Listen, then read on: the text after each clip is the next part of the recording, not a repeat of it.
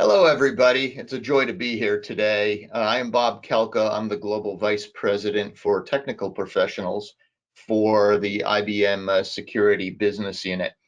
You know, I've spent 27 of my 31 years at IBM helping to build our cybersecurity business from virtually nothing to over a $3 billion business. And in the 2.5 decades that I've spent in this space, I have seen a lot of trends come and go.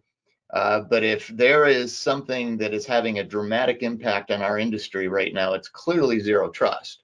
Now, you and I both know that the concept of zero trust has been around for, a decade or more. But right now, zero trust is a discussion that we end up having with every single client that we walk into.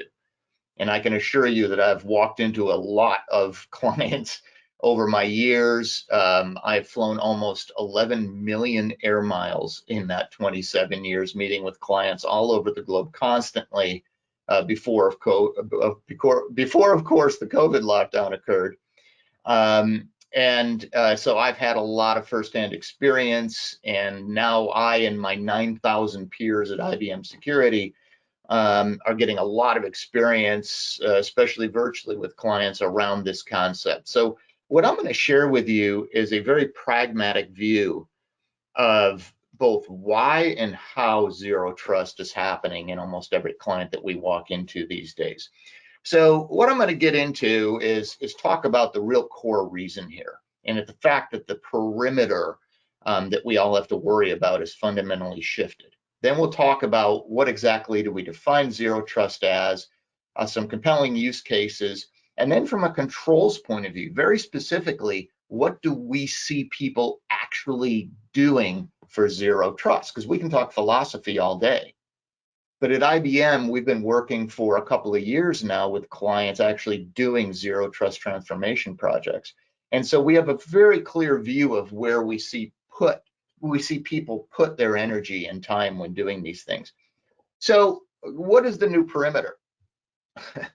Look, so what is it, 20, 25 years we've spent, when you say perimeter, people think network. And while network is clearly part of zero trust, it's just one of several elements. Here's the way I'd articulate it to you. As soon as an organization starts to modernize, digitally transform, go to the cloud, whatever term you want to use, inevitably what you run into is the fact that you realize that your perimeter fundamentally changes very quickly. It no longer is just the network. The new perimeter is anywhere and everywhere your sensitive data is. When you think about developing new workloads and distributing to multiple clouds potentially, hybrid cloud approach, right? At that point, your perimeter is now anywhere and everywhere your sensitive data is. And if you look at some of the studies that are out there, is one of the elephants in the room for the last decade or so in cybersecurity is the fact that most organizations don't know where all of their sensitive data is in the first place, and that's before we went to hybrid cloud. So I saw a study from, I think it was an Australian consultancy recently, that asserted that only 7%, and I do mean singularly, number 7, only 7% of organizations are confident they know where all their sensitive data is across their hybrid cloud environment. And in my recent conversations with clients, a few of them have said to me, yeah, and that 7% are lying. So think about this. The new perimeter is anywhere and everywhere the sensitive data is, and yet most organizations struggle to keep track of and keep pace with all the places their sensitive data is sitting. That is, I would assert to you, why we're seeing such an explosion of zero trust interest right now. It's because zero trust is in fact an approach that allows us to manage that new perimeter. So what do we actually mean by that? Let's get into it. I'd assert to you that, whatever your favorite model is, right? Whether you're NIST or you're a big Carta fan, or the, Forrester, of course, which came out with a seminal paper on this, as well as Google, is that the principles that I think everyone agrees to is that it's always verify, right? Never trust, always verify. Make sure that you're not just focused on perimeter-based controls in the traditional sense. Make sure you have implement least privilege, and then of course assume that something bad is going to happen, right? At a very, very high level, that's kind of the basics that we see around zero trust. But what I want to get into with you is, what are people actually doing to do it? Like I said, this is a pragmatic view of it. There are enough organizations around the world that are doing zero trust. We can observe at scale, where do people send their attention? And what we see is breaking down silos is really what's happening across these things. So first, everybody's looking for insights. Where is risk? You know, we also, one of the things that we see a big amount of interest in these days is even risk quantification. So it's not only do I know where my sensitive data is, right, but it's also which particular sets of data generate most risk for me should they be compromised. And that's where you get into like the open fair model and some of the risk quantification stuff going out there these days. But can I discover and assess the risk across this entire hybrid cloud environment that I have? Secondly, of course, is enforcement. It's interesting to know there's a problem, but you have to do something about it. And that's where enforcement comes in. And then, of course, is detection and response. What happens even when I have those enforcement controls in place and I have something actually happen? Then how do I effectively respond? I saw a study, it was about 9 months ago now, that said 74% of organizations still don't have well-defined, up-to-date incident response playbooks for the major cyber events they're worried about. And you and I both know that if you don't have a playbook, that means that when you have an event happen, then you make it up as you go. And it doesn't take a social psychologist to point out that the worst time to come up with a detailed playbook of how to respond well to a cyber attack is when everybody's running around trying to figure out what exactly happened and pointing fingers at each other and trying to collaborate, right? So all three of these items of insights of what matters, enforcement to lock it down, and then be able to detect and respond when something's actually happening. We like to call this detection and response thing left and right of boom, right? Boom is a cyber event. Left of boom is how do you detect if something's happening? Right of boom is what do you do to recover? And doing that more effectively has been an issue for a while in cyber, and something that Zero Trust does a very good job of putting on the front shelf, putting on the top shelf, and then actually doing something about. So what we found is, with the many hundreds of zero trust transformation projects we've been involved in with our clients, is that there are 4 use cases which really pop out across these projects. There's many more, but these are the 4 that we see the most interest in activity. First is privacy. Let's be clear. When we are talking about sensitive data that we have to effectively manage, how do we onboard only the right people? How do we manage user preferences? How do we make sure that only the right people are looking at that data, right? Clearly, this is a very identity and access management focused area. And anyone on earth will tell you, right, that the 3 big pictures within Zero Trust are networking, identity, and data security, right? So the first one really focuses on data, on identity. The second one focuses on how do I control access to the assets, to the data, et cetera, and that's protecting hybrid cloud. Once I have workloads running in multiple places, how do I lock down access to those sensitive assets across all the places that they might be?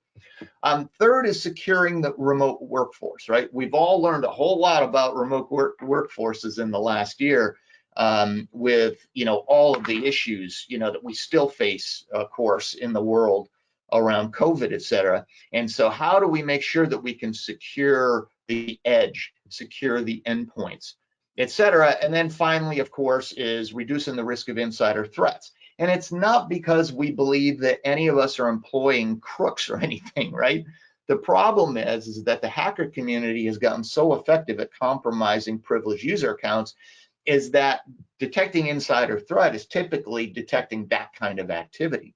So all 4 of these use cases have emerged as dominant discussions of what do we focus on when we're doing Zero Trust. Now, but I want to take you down a level even further, because I have a strong controls background. My belief is that controls gives you that universal language between business and IT to be able to address things. So I'm going to give you our point of view from the front lines of what are the controls, the risk management controls that organizations almost always are focused on in zero trust projects these days. All right, so as we look at zero trust, I'm going to show you how those controls that we see people actually doing first for zero trust intersect with how the rest of the security shop operates. Because remember, this is not happening in a vacuum, of course. This is all happening while the organizations around us continue to modernize and digitally transform. So let's look at first a very pragmatic view of control from a controls language point of view around what zero trust looks like. What we've seen is that a very simple, pragmatic way to articulate what does it mean to do zero trust is the following: making sure that only the right users can get only the right access to only the right data for only the right reason. At the end of the day, all the things that we do can be simplified or chunked up to that point of view. And I will tell you that out of the hundreds of controls that people could do, I'm just going to throw out for you what we're seeing as the top 12 controls that are getting the most attention around this, all building on top of course, all the networking stuff that you have to do for zero trust. So first, we see that a huge focus is on identity governance, which is, do you know who has access to what?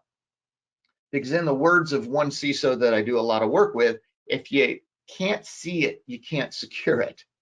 So identity governance helps us ensure that we know who has access to what. But another control, which has become white hot in the last 12 to 18 months, builds on that and does identity analytics. And what that means is can I take all of my pools of users and their access, the ACLs, right, the access control lists that are associated with those users and groups of users, and which ones look a little suspicious? For example, do I have a group of users who are not privileged users, but they seem to have access to everyone? You should probably flag that, right? It looks a little suspicious. No. When you look at that, you may find, oh, it's a shared services organization within the IT group that's had their mission changed 3 times, and so their access wasn't cleaned up on their last role, and now they have access to everything, right? That's like a simple and very innocent example of it. But identity analytics helps you find those pockets of users that look like they're typically over entitled and stuff. Then you get into privileged account management. It's amazing that 18 years now after the Sarbanes-Oxley regulations and financial services led everybody to say, hey, thou shalt do privileged account management for looking for insider threat, et cetera, and monitoring it. It's still a major issue, but it's still a major issue, right? So those are the 3 controls that we see getting the most attention when someone starts doing a zero trust project. Now, how do you control right access? Of course, it's access management.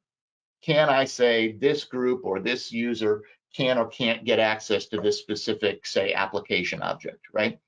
But the whitest hot control within this piece of it is adaptive authentication. And that's where you're doing, right, step up, step down authentication based on a really cool trend that's happened in cyber, which is, from a technological point of view, a lot of the fraud and threat detection mechanisms and algorithms out there are being combined with the identity management capabilities, identity and access management capabilities, to be able to actually go and say, well, you know what, you always connect to me at this general time of day from this device configured this way, and you happen to type at this rate. And today you're on a different device that's jailbroken from a different location, and you're typing in a way that's not how you typically type, right? In that case, you're obviously going to go step up authentication and require more forms of more factors. On the other hand, you may have someone authenticating to something that is already authenticated over here, and you have a trust relationship here. So why would you ask them to authenticate again over here? In that case, you can step down potentially all the way to do frictionless authentication, right? So adaptive authentication is a huge focus in a lot of these zero trust projects, right? Now let's move on to right data, because this is where a whole lot of the problems exist. Because once again, if you can't see it, you can't secure it, and a lot of people struggle with this one. So right data, the first thing is, of course, encryption. Is that if I'm sending sensitive data out somewhere, then I need to make sure it's protected, and encryption's huge. Second is discovery and classification. If you can't see it, you can't secure it. So let's see it so we can secure it. Third is data protection itself. Sometimes this is called data and file activity monitoring, or DFAM. This is the ability that once I have that sensitive data, I know it's there, I know it's sensitive, here's who should have access. Can I actually monitor and restrict access to that data, whether it's a specific cell in a database or a file sitting on a cloud drive somewhere, right? And then fourth is, this is interesting because I went 3 years and nobody asked about this control, but when you do zero trust projects and you have hybrid cloud, everybody asks about the control of key management. Because obviously you want to be able to effectively manage the encryption keys that are out there, but also leverage some of the advanced capabilities that are out there. For example, some of the public clouds will offer you the ability to bring your own key, where you bring your own keys and then the public cloud provider will manage it. And there's some additional innovation, such as my colleagues at IBM Cloud have even come out with keep your own key, where you bring and manage the key on behalf of the public cloud provider. Right, so key management becomes a huge topic in these zero trust projects. And then finally, how do you make sure that the writer user has the right access to the right data for the right reason? One of the controls, and we haven't seen the analyst community really find a good term for this yet, so we just call it data risk insights. What this control is, and we see this in almost every zero trust project right now, is that when you're worried about what's happening with access to my sensitive data, then what everybody would like to be able to do is look at data usage over long periods of time so you can detect fraudulent usage. Well, the problem is, of course, that this data usage data takes up a lot of space, so most organizations can only keep a couple weeks of that data around at a time to do their analysis on. So what data risk insights is the ability to go to a cloud-based model so you can do analysis of data usage of large pockets of data over long periods of time, in which case, of course, you're going to find a lot more useful intelligence. So data risk insights is a big one in zero trust projects, as is fraud detection, which is transactional fraud detection, as well as, of course, configuration management. It's not only configuration management of our devices, it's also configuration management of our modernized environments, such as if I'm running, if I have DevOps projects cranking out workloads that are running on Docker containers on Kubernetes, such as, of course, Red Hat OpenShift, then can I also make sure that I've got a securely configured multi-layer cake in my modernized cloud environment, right? So configuration management, of course, is a huge one here. So those are the 12 controls we see getting the most attention up front in zero trust projects.